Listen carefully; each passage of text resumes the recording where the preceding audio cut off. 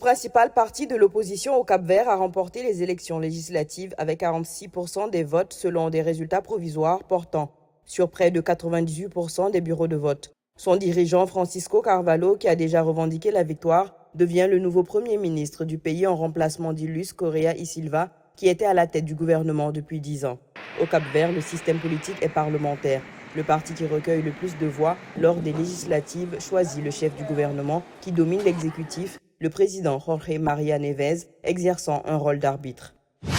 Cette semaine, le Togo a annoncé avec effet immédiat la suppression des visas d'entrée pour tous les ressortissants africains détenteurs d'un passeport national valide, rejoignant ainsi le cercle encore restreint des pays du continent ayant adopté une telle politique. Dans un communiqué publié à Lomé, le ministre togolais de la Sécurité et de la Protection civile a indiqué que cette mesure traduit la volonté constante des plus hautes autorités togolaises de promouvoir l'intégration africaine, de renforcer la libre circulation des personnes et des biens et de favoriser la coopération accrue entre les États et les peuples du continent. L'exemption de visa est accordée pour des séjours n'excédant pas 30 jours.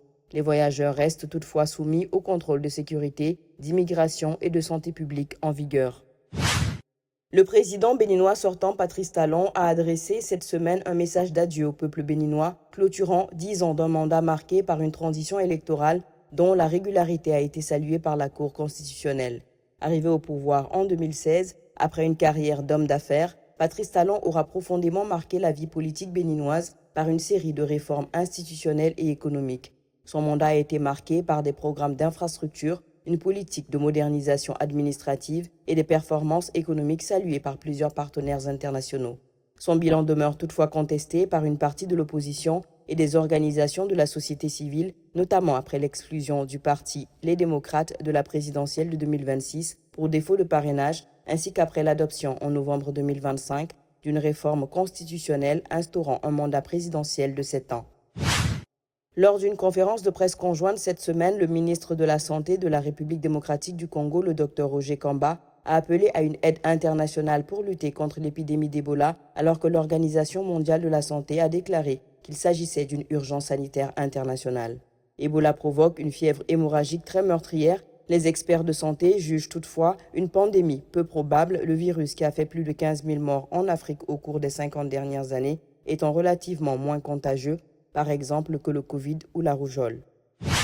Un immeuble résidentiel de 5 étages s'est effondré cette semaine dans un quartier populaire de Fès au nord du Maroc, provoquant la mort d'au moins 9 personnes.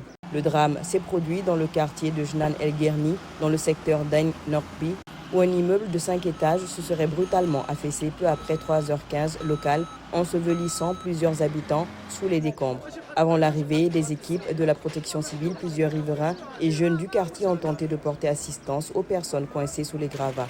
Les secours marocains ont ensuite mobilisé d'importants moyens humains et matériels autour du site, tandis qu'un périmètre de sécurité était instauré afin de faciliter les opérations de recherche.